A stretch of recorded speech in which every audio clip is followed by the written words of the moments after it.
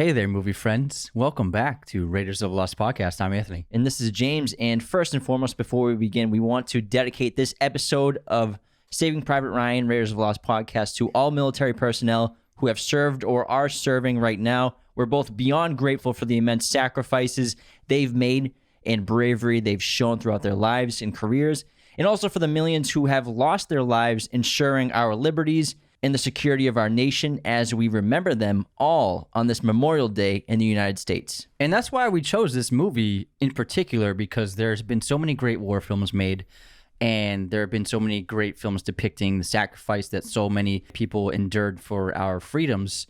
And I think that no other movie depicts that sacrifice better than Saving Private Ryan, because I think Spielberg accurately depicted what the men in these battles went through and how much was given up, how many lives were lost. And he shows that with this film in the most realistic way you've ever seen depicted in a movie before.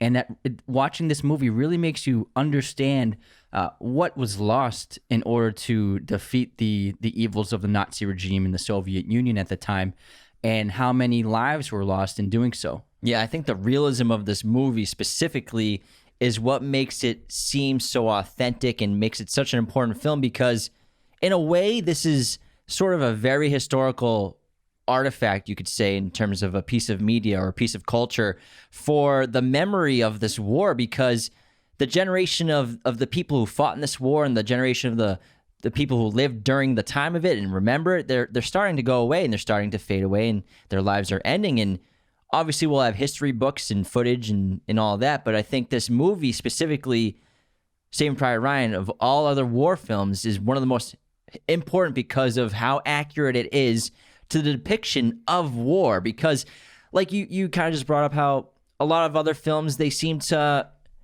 either glorify war in a way, like Top Gun is like, oh, it's such a cool action like war America, movie. It makes me want to be a pilot and go and be in the Air Force and be like Maverick, because Maverick is an all-American cool guy. And he's like, I want to be that guy, ride motorcycles and wear sunglasses. Yeah. But this film, it does the exact opposite, where it shows the consequences of war. It shows men on the beaches of Normandy, Omaha Beach, holding their guts out, men crying and sobbing for their mothers, priests right there dying alongside soldiers, and PTSD syndrome, and all these little things that most war films don't really touch on or just graze upon lightly. But to show the actual consequences of war and the toll it takes in terms of life, that's why Saving Private Ryan is so important.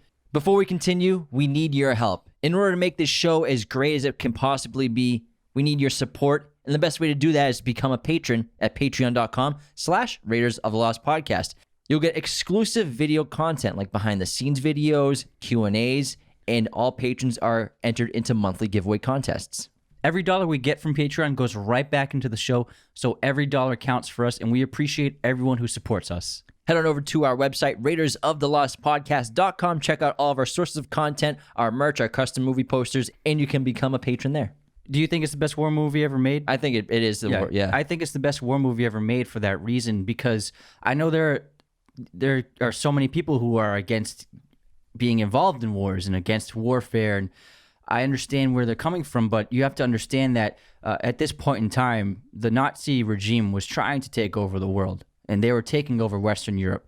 And so the entire survival of an entire race in terms of the Jewish population in Europe, and then the well-being of every other nation in Europe was at stake, and they were under threat. And we had to enter this war in order to aid the Allied forces. And if America didn't enter the war, there was a very slim chance that would have ended in victory for the Allied forces. And so all of the Allies banded together, and they were able to defeat the enemy of the Nazi Party and then the Soviet Union, because they were fighting for something worth living for. They were fighting for the good in humanity. Yeah.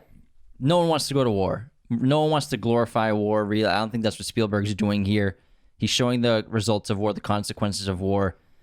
It's not fair that these 17, 18, 19-year-old men were shipped overseas to these different countries to fight in wars against well-trained armies of the Axis forces. Yeah, they had been developing their army for 7 years. They were remilitarized their country. They developed new weaponry, so they were preparing for this, whereas we were reacting to it. Yeah, and so it's not fair that they had to do this And like you said, there are reasons to go to war. This film shows that. The world had to stop pure evil, the destruction of civilization as we know it. And you could argue, historians would say that Normandy, the operation, was probably the pivotal movement in World War II, where we'd be living in a Nazi world or free democracy. So the Normandy Beach operation, that was probably the most important aspect of World War II. Yeah, because it was the Allies advancing onto German ground. Yeah, and so, I mean, I don't know if anyone's seen the Amazon show, The Man in the High Tower, which is kind of based on the idea of what would happen if the Nazis won the war. That was very close to happening. Hitler and the German army and the Axis forces, they were very powerful. They were going across Europe with ease, pretty much. Yeah, they took over Poland with ease in a matter of days, and the same thing with France. France fell in under a week, I believe, and so they showed no signs of slowing down. Yeah, they had Italy, they had Austria. Italy was in their pocket. Yeah, so they had a lot of these countries, and fascism was spreading like a disease. So the thing with Saving Private Ryan, it shows the rare reasons why you have to go to war. Not that you want to go to war, not that you do it for resources or evil nature. You do it to save the world, and you have to sacrifice. And this film depicts and shows the sacrifice that all these men gave up. They gave up their lives. You're 18 years old, and you're on a boat landing on Omaha Beach in 1944. You haven't even lived your life yet. And so I think that's what the importance of Memorial Day is. I believe the average age on that beach was 22 years old for the average soldier. Isn't that crazy? Yeah, there's 17-year-olds. But the ages were like 20 to 30. Yeah, on average. But the average was 22. But one of my favorite shots in the opening of the movie in the Normandy boat scene is before they land, Spielberg and cinematography, they get close-ups of like every different age of man on that ship, which is really interesting. And obviously the centerpiece of this movie is the storming of Omaha Beach. And Spielberg clearly devoted a lot of time and a lot of the production to this because it is the greatest depiction of warfare that I've ever seen. And he also utilized some really incredibly revolutionary filming techniques for the scene. And he basically kind of created a new style for depicting action. And nowadays it's very common to see handheld, desaturated, high shutter. These are very common things you see in an action movie or in a fight sequence, but he pretty much put a stamp on that style with this movie. And the first major technique he did was, if you watch this movie, it's very desaturated. Now, this is before digital color grading. The way they achieved the look is they bleached the film. It's called a bleach bypass, which is they dip the film in a chemical bath before they film. And what this does is it desaturates the image. It makes it super contrasty and also kind of makes the highlights glow. So that's why it has like that glowing high effect on all the highs of the light. And the last major movie that did this to great effect was Harry Potter and the Half-Blood Prince. So if you remember that movie, beautiful movie. Yeah, it has that same desaturated chemically look where it's not digitally done. That's actually naturally done with a chemical bath. And so they implemented that into this movie, which created this new sensation of a desaturated movie. And then also lots of handheld cinematography. Obviously, handheld has been around for a very long time. I mean, Kubrick used it in the friggin' 60s, and a lot of French New Wave filmmakers used it. But what Spielberg did was he purposely wanted it to be shaky to make it feel like we were filming a documentary while watching this scene take place. And it also, if you watch certain shots in terms of the POV shots of German soldiers when they're firing on their automatic on the turrets in their positions like inside bunkers, what Spielberg did was the camera really shakes in those moments, and what he did was he attached electric drills to the cameras, and they used the power drills on the cameras as they filmed to get them to really shake, to make it feel like you're right beside a machine gun going off. Yeah, cinematographer Janusz Kaminski, he's done all of Spielberg films, I think, since Schindler's List. For the last 30 years. So he didn't do like any of the Raiders movies, but Schindler's List was the first time they worked together, and he did this. And even though Spielberg did a lot of the camera operation for this Normandy Beach scene, one of my favorite aspects of the cinematography of the Omaha Beach scene is it was not storyboarded. They went into it, and Spielberg wanted to make it as natural feeling as possible, to make it seem like you're there. That's why it's so shaky. Like you said, like shaking the camera on purpose to coincide with the explosions and the gunshots. And then, it's still beautiful. Every shot you could freeze it, and it looks like an actual war photo, which is what's so incredible about it. I think that's the aesthetic they were going for. And my favorite shot of the whole entire, maybe the whole movie, but the opening Normandy beach scene is the first shot of the beach, which is a Dutch angle of the low tide escaping the high tide, from high to low tide.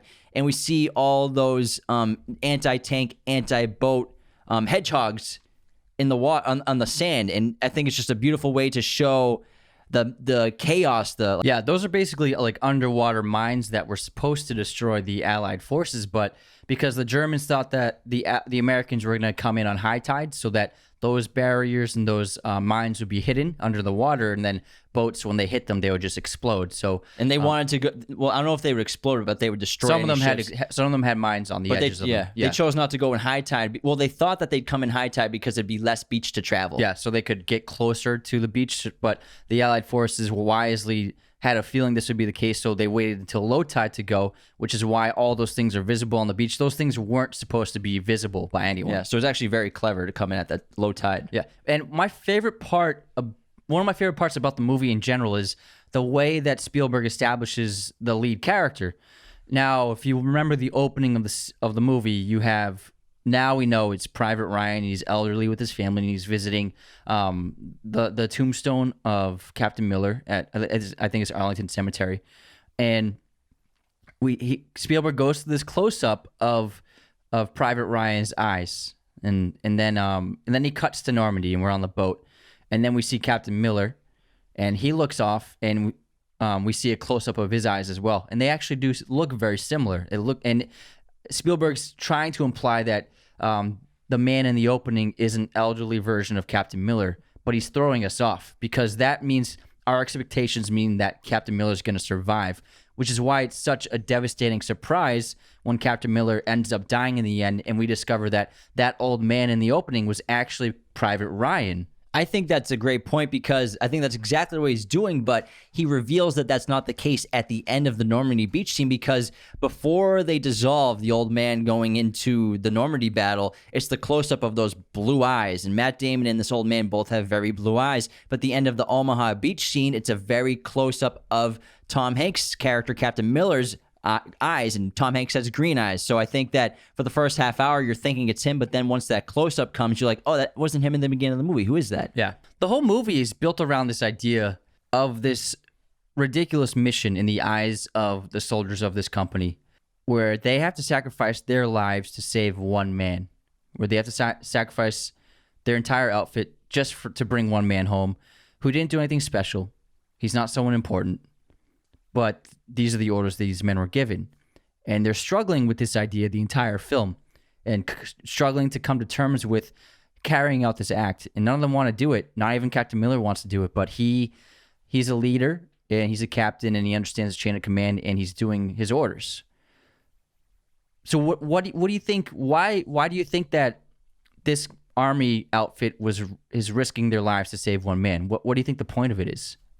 I think that because of the chain of command, because of orders, they're following orders, but also I think it all ties into the letters and in terms of sacrifice and the unspoken bond that soldiers have. And it's interesting to watch this film, even though we're all the characters are on the same side. They're all the same army. Each little outfit, they're all like their own little group that they don't like anyone else coming inside their group. They don't like outsiders. Yeah. So like they don't like the airborne. They don't like when they see other people or someone comes to try to come inside. They don't like Upham when he comes in and he's assigned to them. They kind of haze him the whole time, basically, or just telling him to get away from them whenever he's around. But this motif, I think, of the letters symbolizes the sacrifice and then that unspoken bond of respect that soldiers have because the film. The letters are a major theme or motif in Saving Private Ryan. We have the woman writing the letters to the families on behalf of the countless sons, husbands, and brothers who died in battle. The letters of all the Ryan brothers that are being given to the mother. We have the general reading that letter from Abraham Lincoln to the mother in Boston who lost 5 sons in the Civil War. And then Caparzo's letter to his father. And this is the main thing that I'm trying to connect with what you're saying is this letter, he's holding it out after he gets shot by the sniper. He's asking them to give it to his dad. It's a letter to his dad. And this letter, it passes on from soldier to soldier. Each one is dying, and they're passing the letter back to someone else, or someone else is taking it from a dying soldier. So I think it's that unspoken need that soldiers have to demonstrate their bond, to lay themselves on the line for each other. And I think that just the letters speaks to that concept of brotherhood in war. Yeah, that's a great point. And yeah, every single person that gets Carpazzo's letter ends up dying in the film until Ruben at the end takes the letter, because he's one of the last two to survive. But for me, when I think about the idea of saving this one man, I think it has a very deep meaning, which is illustrated by the officers reading that letter from Lincoln to that mother.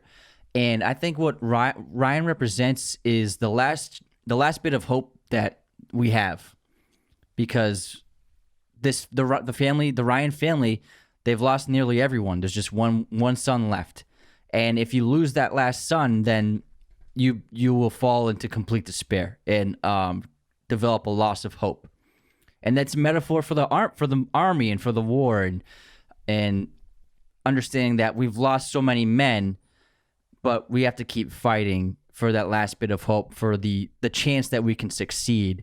And so I think that Ryan represents the last bit of hope that's left in the world. That's a great point. And there's two moments towards the end of the film that remind me of that. And it's specifically when they find Ryan after they've lost 2 or 3 men, and they've gone through hell and back just to get to this guy. And the whole time they've had animosity towards him. They've never met him. He means nothing to them. They don't know why they're on this mission. They're trying to get it over with. And they meet Ryan, and it's awkward for them. They've lost men, and Ryan doesn't want to come home because he's with his last brothers. He's with the only brothers he has left, he tells them. And Tom Sizemore's character, Sergeant Horvath, he's talking to Captain Miller, and he's talking about how maybe bringing Private Ryan home is the only decent thing they'll do in this war. Because yes, they're at war. We're trying to stop the most evil force that the Earth's probably ever seen in centuries. And even though they're fighting on the good side of the war, it's still war. They're still killing people. They're still committing atrocious crimes that they'll probably have to deal with for the rest of their lives, or whatever they believe in, they'll have to deal with it in the afterlife, depending on their faith. But Sizemore's character, Horvath, kind of recognizes that maybe this is something good that we can do. And Edward Burns' character, Private Ruben, he even does that nod to Ryan before the attack, and he's like, you have my respect now, because you're here to fight, and you're here to stay, and you're proudly serving with your new brothers. And I think that they all recognize what you were just talking about, how Private Ryan represents hope in a way. Yeah, because that first Ryan they go to with the mix-up, he immediately begins weeping, and he wants to go home right away when he hears the news. And the men have absolutely no respect for him after seeing his reaction. But then when they meet the real James Ryan and see his reaction of him refusing to give up his post, refusing to abandon his fellow soldiers, they identify how they feel themselves in him, because they have their own brotherhood in their unit. And so that adds so much respect to them for Ryan. And I think that throughout this movie, the soldiers, they're always trying to salvage their humanity in certain ways. They're always trying to, yes, they're, like you said, they're committing atrocities and they're killing, but Spielberg always brings these moments of humanity throughout the film. Like, for example, letting that German soldier go, he's unnamed in the movie, but people call him Steamboat Willie because of that quote he says. So we'll just call him Steamboat Willie. And this is a major part of that idea of preserving humanity, because the other soldiers, they want to kill this man. They want to execute him, not just kill him, execute him. He's unarmed. He's a POW. Technically, they're not supposed to hurt him. They're supposed to keep him hostage or let him go or pass him off to the next unit. And Captain Miller decides to let him go, and he stops his men from killing Steamboat Willie, because there's a difference between killing in war, during warfare, during a battle, to executing someone who's unarmed and unwilling to fight against you. And so Captain Miller is trying to preserve his men's humanity in that moment.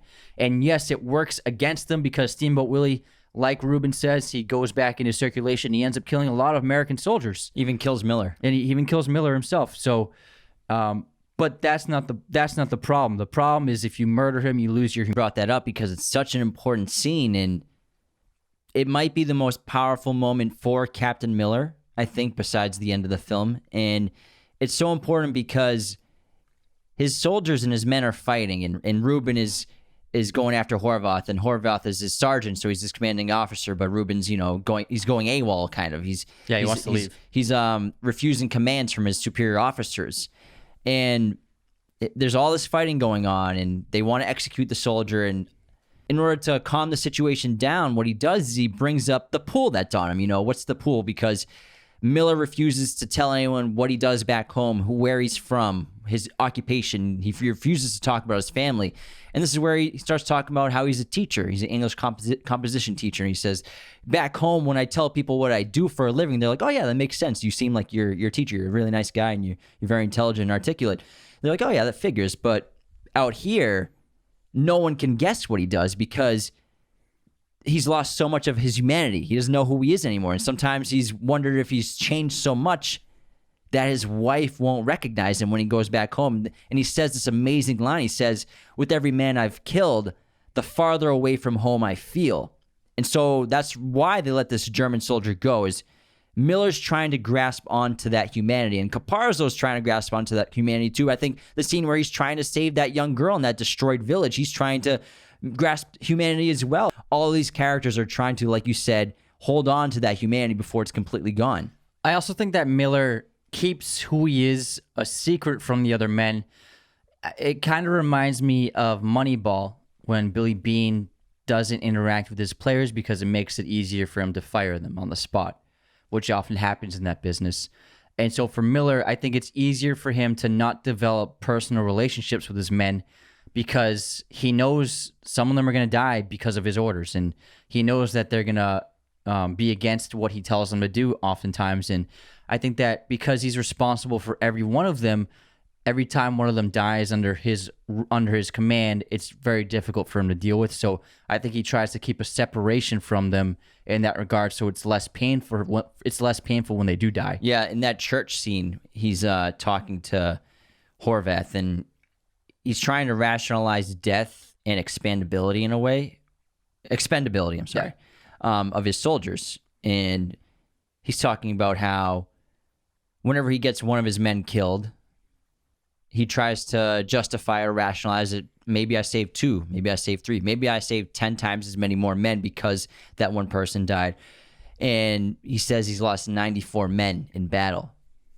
But maybe he saved 10 times, 20 times that because those men, the choices that he made, the situations they put them in, saved other men's lives. So he's dealing with trying to rationalize all the death around him because he's so responsible for lives. And it's a tough position to be in, this ranger, this captain in war. And he's going through a lot, you can tell, with the shaking of his hand, which is clearly, I think, a sign of PTSD. And it's really obvious to a lot of the men in his infantry unit, and specifically when he's holding the compass to the map and they're all just watching him. And Spielberg gets just a close-up of everyone's face watching his hand. They're all looking at his hand, and he's always trying to shake it off. He's like, oh, it's nothing, or I'm just trying to stay in rhythm, and he's snapping his fingers to be funny. And he's a very honorable person, very great leader, and I think that's why he's such a special character. And Tom Hanks it might be my favorite Tom Hanks role ever. Oh, wow. Yeah, he's had so many great roles. And the reason why Tom Hanks works so well in this movie is because he's perfectly cast, because he doesn't look like an action star. He's not like a rugged superstar movie hero. He's not jacked. He's not chiseled chin. People always describe Tom Hanks this way. He's an everyman. He looks just like a normal guy. He looks like he could be your dad or your uncle and or your brother. And he looks like you would expect a normal person to look, not like a superstar actor. And so when we see him on screen as a commanding officer in these battles, it makes us really relate to it, because this person who I feel I know in my real life is on this battlefield, then it makes you understand like, oh, normal people were on these battlefields, not these chiseled action stars.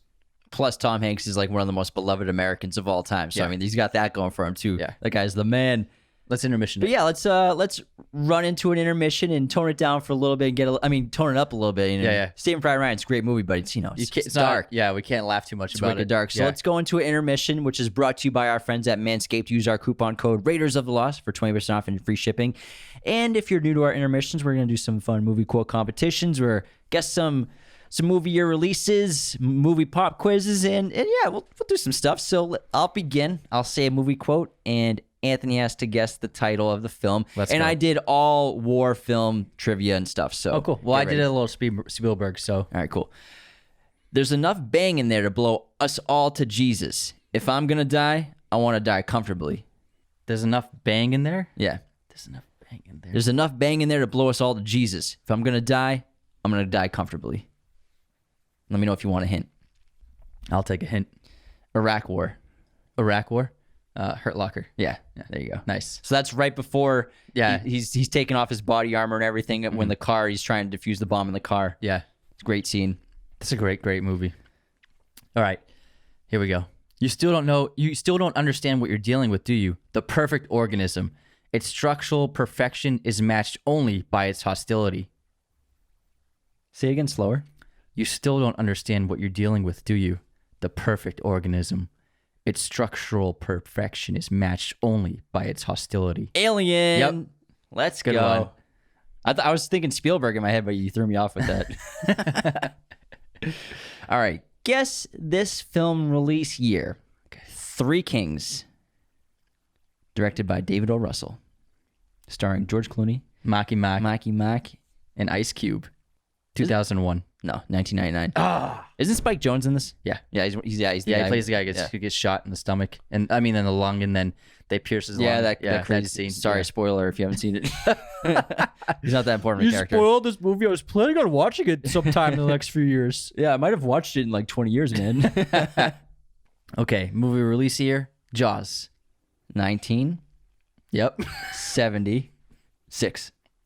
One off. 1975. Ah, my gut feeling was 75 too. The biggest the first summer blockbuster. Yeah. All right, movie pop quiz time. Oliver Stone won an Academy Award for directing which 1986 blockbuster war film? Platoon. There you go. This guy. Wow. If you're watching on YouTube, I'm doing the Willem Dafoe death scene. I love Tropic Thunder. He gets shaking. Ben Stiller gets shot like 100 times, And he survives. He's still like, He survives. I love that movie. Okay, here's my movie pop quiz question. This person became very famous after a radio transmission of War of the Worlds. Orson Welles. Yep. Let's go. Nice job. Yeah. We talked about that last Yeah, week. tell that story. It's really cool. Yeah, so Orson Welles, he became notoriously famous after this. What happened was he did a radio transmission. Back then, not everyone had television, so most people listened to the radio to get entertainment. And he did this nationwide broadcast of a play version of War of the Worlds. That, if you've seen the Spielberg movie, it's a famous novel about aliens attacking Earth.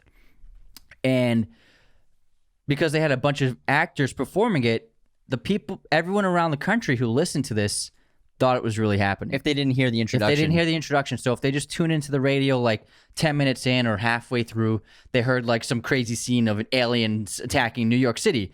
And so this created a nationwide panic across the entire country, and it became the biggest news story for months. And Orson Welles was behind it all, and this is what catapulted him into fame. And after this, he began making movies. I love that quote. What is it in Knocked Up where Jonah Hill's like, now I know why Orson Welles ate himself to death. That man got very big. He's making bank. All right, biggest hater of the week. Oh, hold on. Let me pull one up. This one happened on YouTube, actually. So this is a hater on YouTube. Unsubscribe due to ads, sponsors every 5 minutes. Shame you can't just do them all at the beginning. Unfortunate. Sorry, Dean, but that's how we pay the bills around here. I mean, we wish we could do an ad-free show, but I mean, this isn't free. We don't have a bill ferry. I don't know what your living situation is, Dean, but this is how we pay bills. We have our sponsors. We're very fortunate to have sponsors, and we only have a couple. We have Movie Posters and Manscaped, and plus we do our plug for our Patreon. Our social, you could say we do 3 ads an episode. And I understand that, everyone wish that we could do podcast episodes with no ads, but we put 100+ hours a week into the show, and this is how we're trying to make our living. So yeah, and also we space them out throughout the episode. A lot of podcasts, you turn it on and it's like 3 minutes of ads in a row, and you're like, oh, can I just listen to the podcast? something you can't even skip. Yeah, so we like to space them out rather than doing them all at once, so that you don't get bombarded with just advertisements for 4 minutes straight. Yeah, and on YouTube we don't have ads during the episode. There's no ads that stop the actual show, so we don't even put those kinds of ads on there too. So sorry, Dean, that you couldn't skip through an ad. He has a really tough life. My God, bro. Thank you to everyone else we don't even care if you skip through the ads as long as you just use our coupon codes. Yeah, that's how skip through them. Who cares? Like, that's how we pay the bills. Yeah. Coupon codes, everybody. So thank you to everyone who's used our Manscaped and Movie Posters codes, because they're keeping the lights on. All right, let's get back into it. So Captain Miller, I think he's a shining example of what a courageous leader, the epitome of one, can be. And he's contrasted with the recruit he takes in, and that's Upham. Now, Corporal Upham, everyone knows he's famously a coward, and he's kind of just like not despicable, but you despise him because he's so he fails to act, and he's just like the most hated character in this movie. And I think his career was negatively affected by how people viewed him because of his character in this movie. Upham's not a bad person. He's just not built for war. And it's very obvious the moment Miller meets him, and he gets lots of his men killed. And during that final battle at Ramelle, he fails to provide ammunition to his men, and many lose their lives because of his inability to act. And I think that as hated of a character he is, he's necessary for this movie. And I think he is a very important metaphor for this movie. Why do you think he's in this movie? Why do you think this character is here in this movie? They didn't have to have it. I think what we were talking about earlier is he represents humanity, and he seems to be a surrogate for the audience. He's this ordinary person. He doesn't seem he could harm a fly. He brings a typewriter to war. Then he's thrown into this war zone. He's not a soldier. He's not a fighter. He doesn't want to kill anyone. He doesn't want to be killed. He's just there to translate. He's a coward. He's afraid to help his friend being attacked. He's afraid to dish out bullets to his fellow comrades in battle when he could easily help them. I think he represents innocence and how it's lost so easily in war. And I think him killing the soldier at the end, he kills that German soldier to relieve himself of that guilt he has for cowardly letting the German soldier kill his friends. He watches him kill Captain Miller. Well, he shoots Captain Miller in the stomach, but multiple people shoot him. He fails to save the other private during the knife fight. Yeah, so I think that Upham is a character where everyone else has killed. All these characters have killed. They've lost their humanity in that way. But I think that he makes the decision where he'd rather live with grief of revenge and with becoming a killer than letting it go unpunished in a way. And I think that watching that soldier, I think for him, it's because he executes that soldier. Yeah, he does. He doesn't just kill him; he executes him. I think what he watches the cycle of war through this character. Even though they let him go, and this character he's digging that grave, and he's in the grave, and he's throwing all the pop culture American references that he knows to try to save his own life, and Upham's trying to like smoke a cigarette with him and communicate with him. Yeah. I think that he watches what happens to that person, where he seems like he doesn't want to be there, just like Upham. But then he watches him kill his friends, and he's back in the war machine. And I think that he's killing the German soldier not just for revenge, but for his hate of war. That's a great point. I also think that Upham represents the failure to act. Now, the failure to act is vital to this war because the failure to act is what allowed the Nazis to gain power. Because what happened in Europe was there was a truce after World War I for a few decades, and the Germans were kind of looked down upon by the Allied forces because they were beat up during World War I and they were embarrassed. And then what happened was the Germans, they gave Hitler power, and Hitler began promoting the German greatness, and they began building their army. They were developing new weaponry. They were building new tanks. They were not supposed to. Yeah, they were doing all this stuff for years. And then the Allied forces, it wasn't just rumors. They knew this was happening, but they didn't do anything to stop the Germans because of the peace treaty. And then also in between Germany and France, there's a small region called the Rhineland. Now, the Rhineland became a peaceful, demilitarized neutral zone after World War I. And no military personnel were allowed in this region as a way to prevent any kind of escalation towards war. Now, what happened was the Germans marched right into the Rhineland, led by Hitler. They literally just walked on foot, entered the Rhineland, and took over the region. And nobody stopped them. Nobody went up to stop them. Nobody questioned it. France could have put up a fight and tried to defend the region along with the other allies. Maybe England could have helped out, but instead they just let the Nazis walk into the Rhineland. And then what happened was the Nazis took over this region, which had incredibly great location in terms of battle strategy. And then the Nazis militarized this zone. They brought their armies there.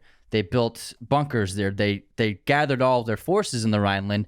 And then from this strategic position, they attacked Poland. And so what happened was the Western allies failed to act. And their failure to act against the Nazis' gain in power and their rise in power and the spreading across Western Europe is what gave the Nazis a grip over control of Europe once they got this region and they gained a foothold in this area. And so I think Upham represents the failure to act towards evil. Even if you don't want to kill, there are certain circumstances where you have to kill. And so Upham represents that.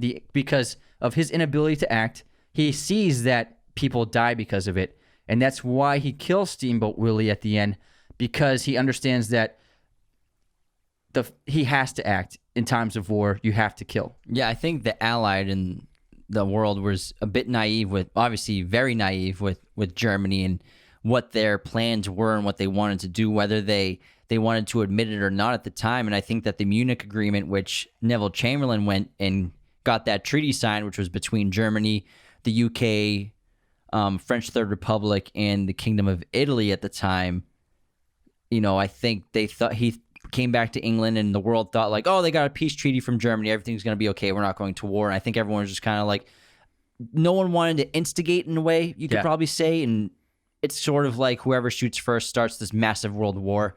But obviously it had to come to the point where the Nazi German party had to be, the army had to be stopped. And we had this massive war. But that's a great point where Upham represents the failure to act for sure. Yeah. There's great action sequences, but Spielberg always finds moment of quiet and reflection. Like after the Omaha battle, I can't remember that soldier's name. The Jewish one, he cries after he gets the Hitler Youth knife. Private Mellish. Yeah, Mellish. He like begins weeping, and the other soldiers, even though they're not crying, they're acknowledging how difficult that ordeal was, and they have that great sequence in the church where they're all just socializing and just being a few guys chit-chatting and shooting the shit for once. And then the burying of the dead soldiers after they take out that bunker. And then before the Battle of Ramelle, they listen to that Edith Piaf song. And then Ryan tells a story about the last day he was with his brothers. So I think that what makes this movie so strong is how he makes you Spielberg makes you feel like you know these men, and he makes you learn who they are and really fall in love with them and grow to understand the bond and brotherhood they have. I love that scene where they're in Ramelle, that town, the French town, which doesn't exist, by the way, that was made up, and they're waiting for those 4 tanks and the 50 infantrymen to come across there, and they're going to try to stop them from taking that bridge with that surprise attack. And it's such a great scene where they're all they have time to themselves, and it's the first time in a while they can relax in a way. And they're playing that Edith Piaf song, and Upham's translating it. But also, what's happening is they're about to go to battle, and I'm sure they all thought they were probably going to die. Like suicide mission. Yeah, basically a suicide mission, you could say. It's like It's like Home Alone with war. Like they're just like, I guess we'll make sticky bombs with our socks.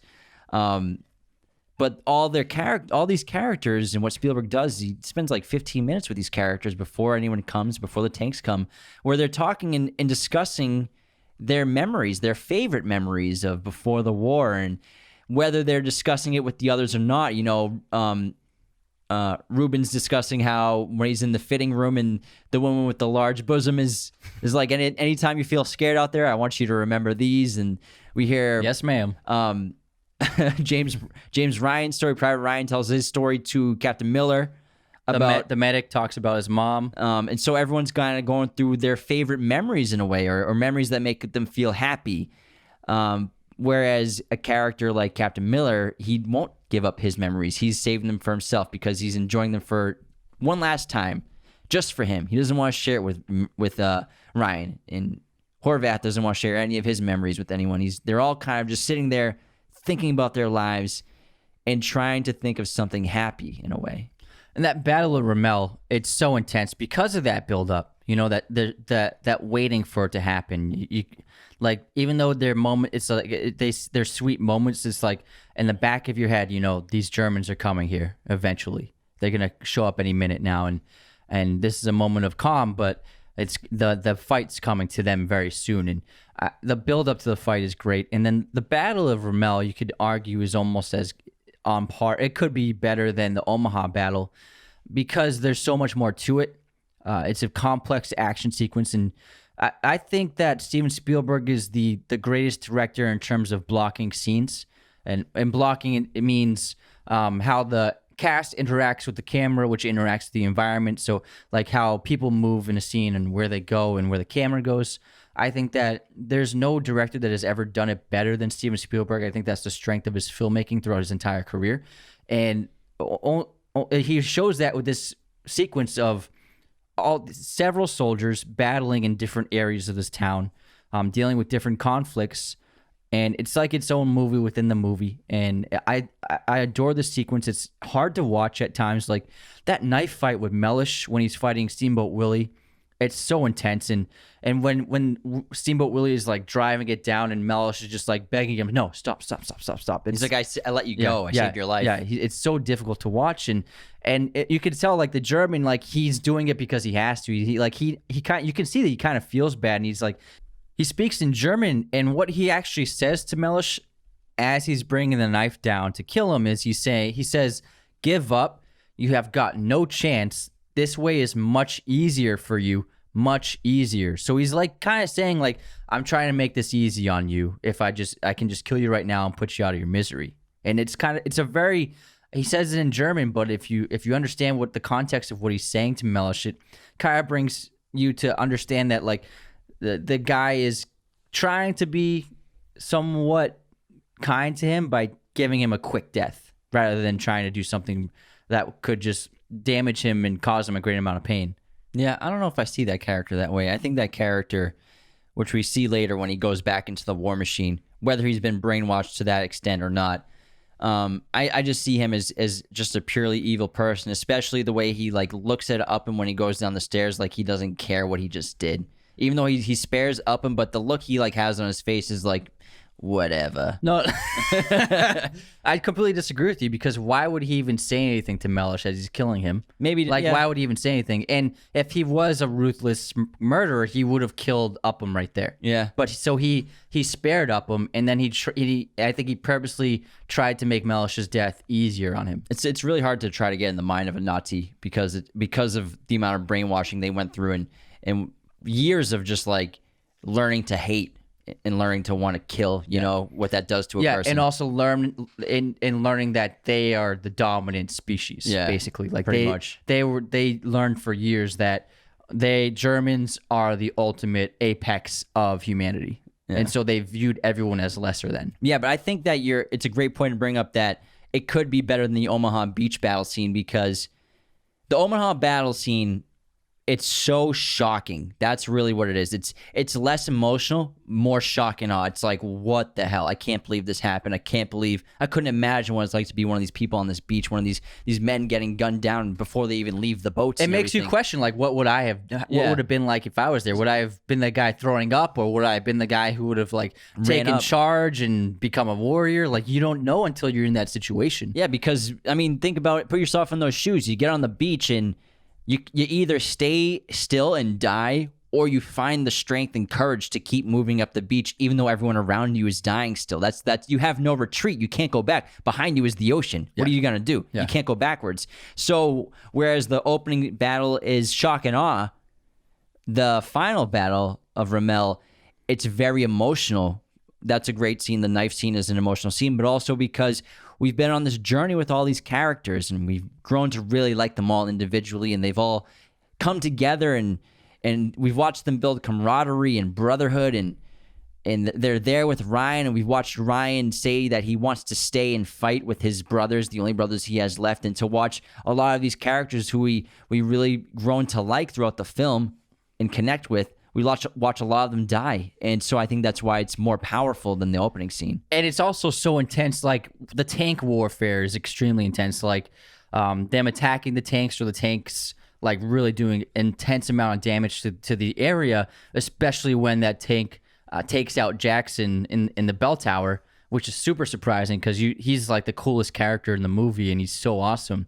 And also that 20 millimeter machine gun that they start using, which just devastating, tears people up. It's the bullets are so big that it just like cuts an arm off if it hits it. So the Germans had such high firepower in their arsenal that they were such Goliaths on the battlefield.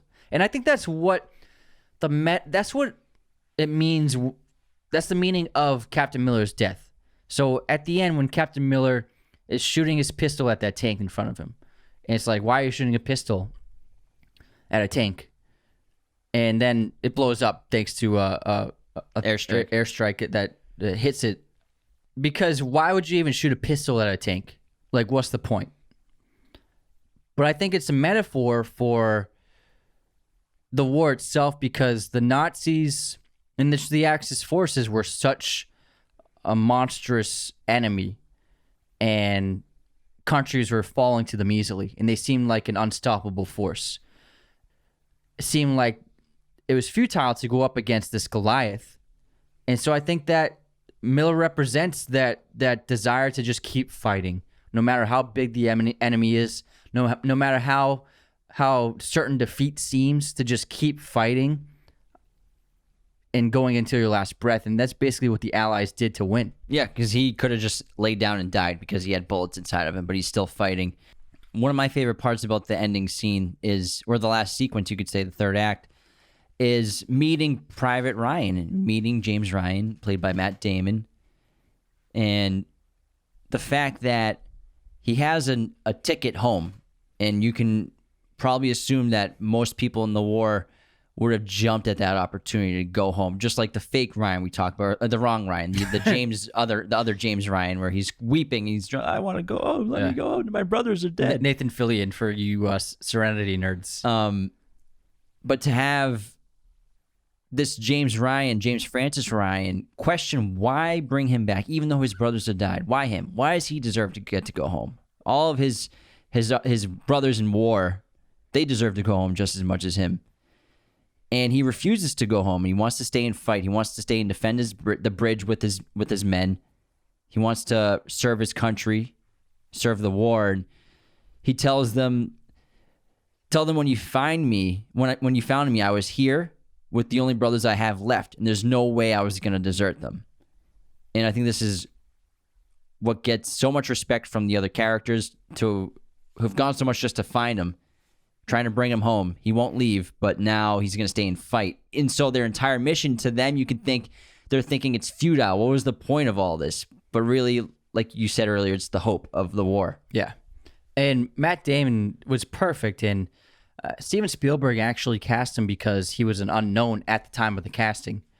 And he wanted an unknown for Ryan. He didn't want someone famous. But what ended up happening was, before this movie was released, Good Will Hunting became a sensation, and Matt Damon became an overnight superstar.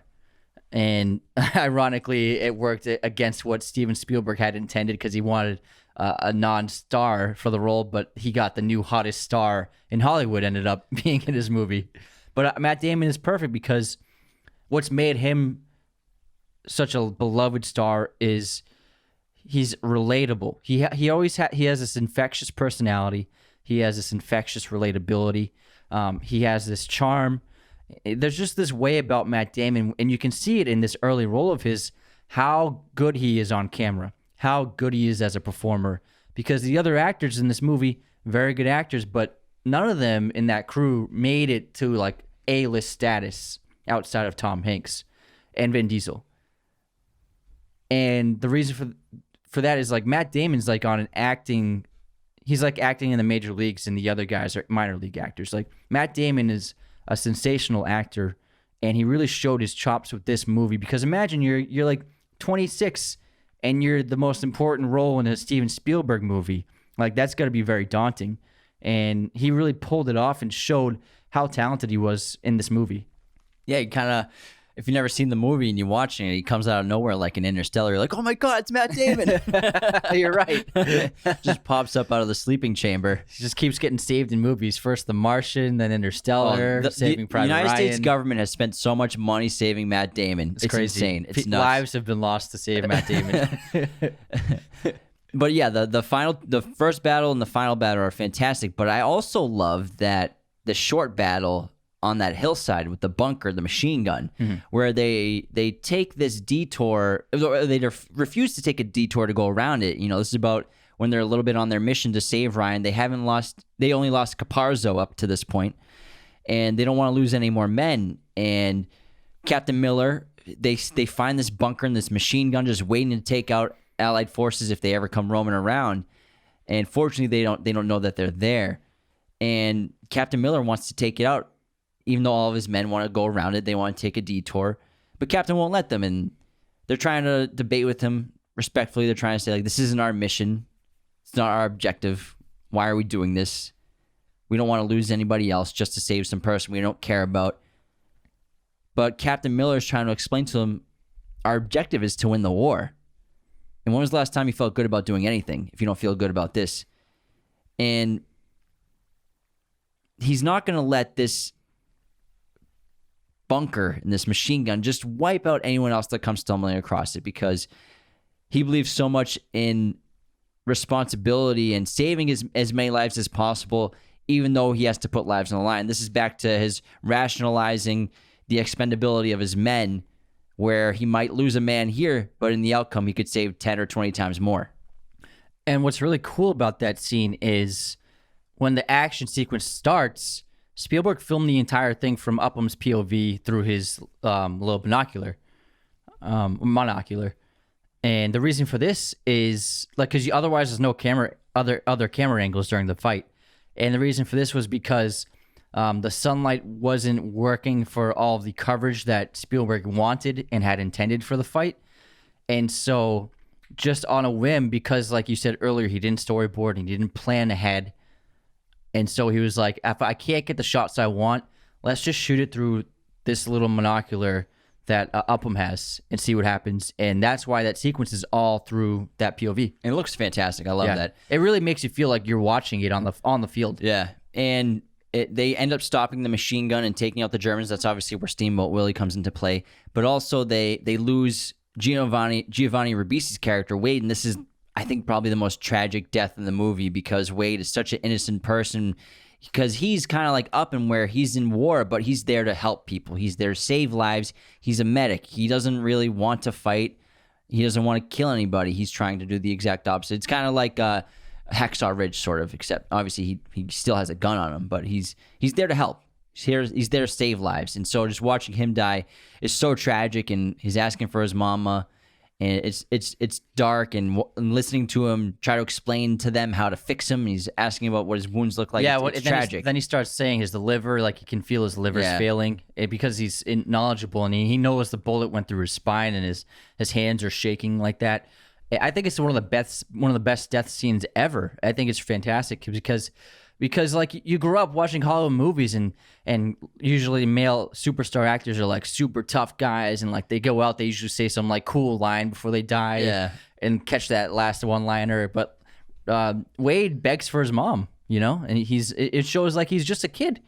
He's probably like 20, 21 years old, if that. So I think that Spielberg was adamant about showing how young these soldiers were oftentimes.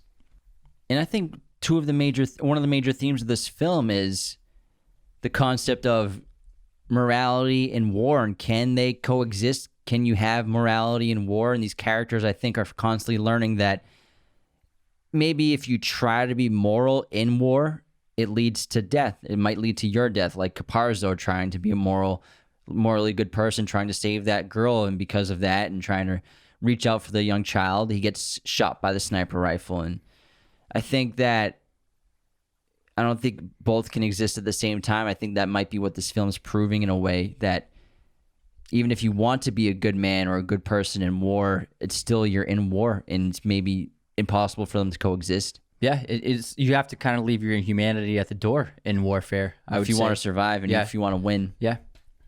John Williams' score to this movie is also fantastic. And even though there's not a ton of music in this film, because what I think Spielberg does so effectively is he lets the sounds of war carry these battle scenes specifically, and also like those scenes with rain and stuff. I think that's a great job that he does.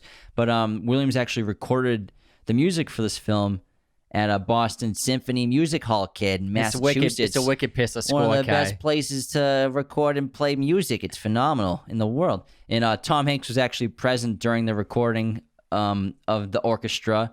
And John Williams actually surprised the orchestra where they took a break, like an intermission from recording, and he asked Tom Hanks to read that Lincoln letter to the orchestra for the players and singers to kind of make them feel the emotions of the film and try to put that into their musical performances in a way. So I think that's just a really cool fun fact about it. Yeah, he highlights the French horn in this one. John Williams is famous for using French horn. The opening scene of this movie, it always brings me to tears when the elderly Private Ryan is walking through the cemetery and you see what Spielberg, it's this brilliant shot. It's such a good shot, like I said, about his blocking, because the way he frames the shot, and it's a tracking shot. Ryan steps onto the grass, but we don't know exactly where he's walking because the camera stays on him. And then the further he goes, the camera just tracks with him. And then as the camera keeps moving to the left, it reveals more and more stones until we realize there are thousands of tombstones, veteran memorials, men who passed away in war. And these are for the men whose bodies didn't come back. Yeah, thousands and thousands of these stones. And just the way he reveals that shot mixed with Williams' music, and then when when Ryan falls to tears just at the sight of the tombstones, I think with John Williams' music, it's such a powerful and moving scene that highlights the sacrifice that so many people endured to win this war. And it always brings me to tears. Yeah, this is a really emotional film every time I watch it. I mean, whatever your opinions are on United States of America or whatever country you live in, the history of your country, Saving Private Ryan, and there are very few war films like this that really make you not want to take your life for granted, appreciate the time you've been born in, where you've been born, how lucky we are to not have been these 17-year-old, 18-year-old men that were shipped off across the world to fight and die in a war to try to stop pure evil and monstrosity. And I really feel so lucky every time I watch this film because it really puts a lot into perspective, and it really shows that, I mean, this movie might not show it completely. I think they do it with the characters, but the United States and these countries, it's the most unified they've ever been, was World War II. It really brought the country together like nothing before. Like, you can maybe argue 9/11 was one of the most unifying moments, despite the death that it was caused during it for the United States. I mean, for 3, 4, or 5 years, every street, every car, American flags everywhere. Everyone has a sticker on the car of an American flag. Every house in every neighborhood had American flags. Is the most unified this country had ever been. And I really miss those times. of that camaraderie throughout the entire country, and how we all felt like we were together, and we all were in it together in a way, and wanted the best for each other. And this film really makes me feel that and appreciate everything that we've been given because of the sacrifices that so many of these people gave for us. All right, now let's move on to a lighter note and do some superlatives for Saving Private Ryan. Superlatives or superlatives? Superlatives? Superlatives. It's a weird word, man. Superlatives is pretty easy. What is it, Latin? You always say superlatives. Superlatives. All right. MVP of the film. Steven Spielberg. Yeah, I agree. For his filmmaking and directing, and I think he just made the greatest war film ever made. Best scene.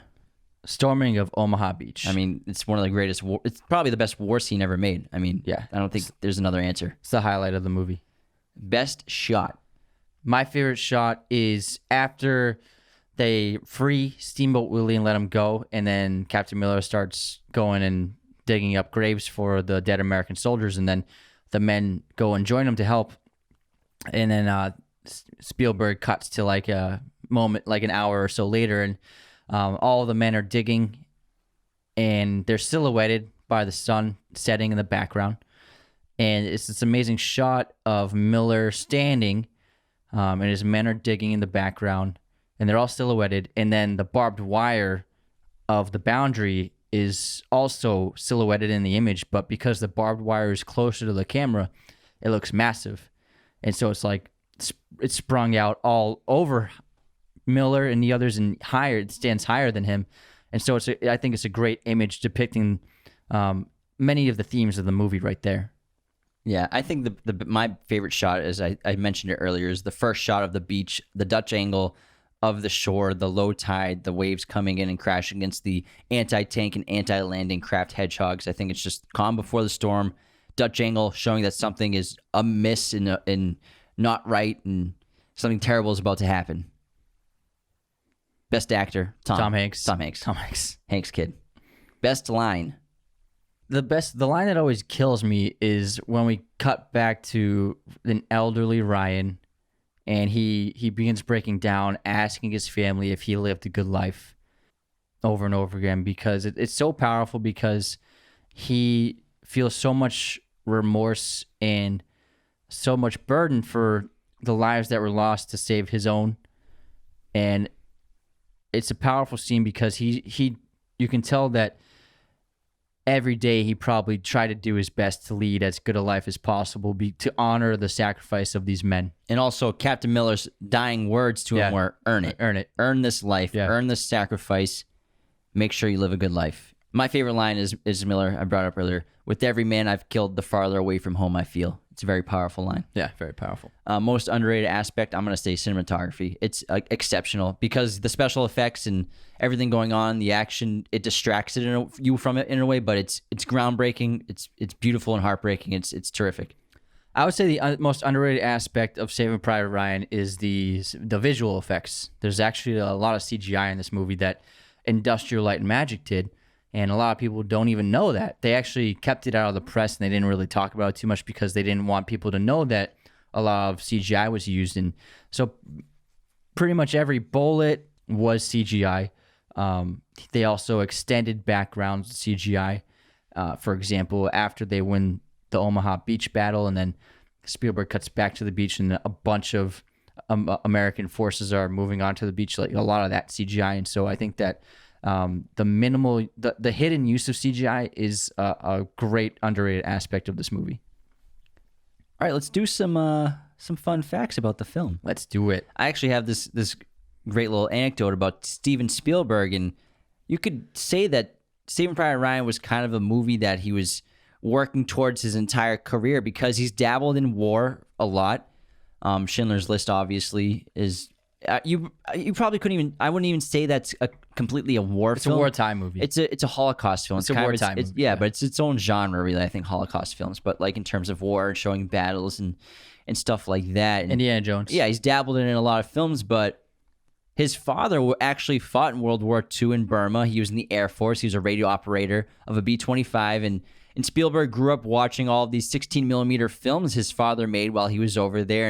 And Spielberg, as a kid, he would actually make his own war movies with his father's 16 millimeter camera and his teenage friends. And his father helped him with practical special effects, costumes. He got them access to actual jets, and he would shoot it. So like there's this one movie he made where he would shoot his teenage friends in pilot gear, like in the cockpit of a plane, like pretending like they're shooting and flying around. He would tilt the cameras to make it seem like the plane's baking, and then he would intercut it with real war footage that you could purchase from camera stores. And so he actually made these really great short films or full-length films as a teenager with the 16 millimeter camera and his teenage friends. And I think that he's got this fascination with war to not really glamorize it, but I think to pay homage to the sacrifices that have gone into it. The Omaha Beach scene cost $11 million to film and involved up to 1,000 extras, some of whom were actual members of the Irish Army Reserve. And of those extras, about 20 to 30 of them were actual real amputees, who were issued prosthetic limbs, which would eventually blow up in each sequence. So those are real limbs being blown off amputees. The actors for Saving Private Ryan actually went through like a mini boot camp. So in order to prepare for their roles, the main members of the cast, except for Matt Damon, they went to a boot camp run by Marine veteran Dale Dye in Warriors Inc. And over the course of 10 days, the actors went through hell to learn what it's like to be a soldier. So they actually lived like these real infantry soldiers in World War II. They would spend hours hiking in full gear in rain and at night and early mornings. They would sleep on the ground. They'd eat that nasty canned food. I'm sure Tom Sizemore had a cocaine ration. So, but that really built this incredible bond so that by the time they got to set, they felt like real soldiers, and they communicated so well. It's sort of like they were born again going to the movie shoot, but Spielberg purposely didn't want Matt Damon to go through this boot camp because he wanted the soldiers and the actors on set to like kind of have their own clique outside of Matt Damon and to have a less respect for him versus each other because they went through hell together versus him just showing up all clean and pretty. Yeah, he wanted them to resent Matt Damon. Spielberg was actually a fan of Vin Diesel. He saw his first movie that he ever acted in, starred, produced, and directed called Strays, and Spielberg saw him in that, and he wanted him for Saving Private Ryan, so he actually made Caparslow the role for him, and he only got paid $100,000, but this was a huge stepping stone for him, and it obviously led to him getting Fast and Furious, so it was a great move by Spielberg putting him in this film because Caparslow is a great character. That's what's great about this movie. All of these characters, they're so unique. You know, we got the Brooklyn guy from New York, and we have Tom Sizemore as this soldier who's been there for years. He's collecting dirt from every country. So that's one of my favorite aspects of the film. Paul Giamatti's in it. Ted Danson's in it. Ton of guys. Nathan Fillion. Yeah, Ted Danson had like a resurgence because I think he was just doing commercials at the time.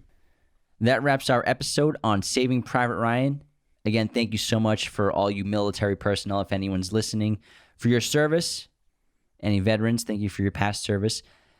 And be sure to go to patreon.com/Raiders of the Lost Podcast. Become a patron today. Head on over to our website, RaidersOfTheLostPodcast.com. Check out all of our content, our merch and stuff. And thank you so much for tuning in. Take care, everyone. Thank you for watching Raiders of the Lost Podcast. Hit that subscribe button and notification bell. Listen to the audio format of Raiders of the Lost Podcast on Spotify, Apple Podcasts, Google Podcasts, and wherever you listen to podcasts. New episodes every Monday and Thursday. Support us on Patreon at patreon.com/Raiders of the Lost Podcast.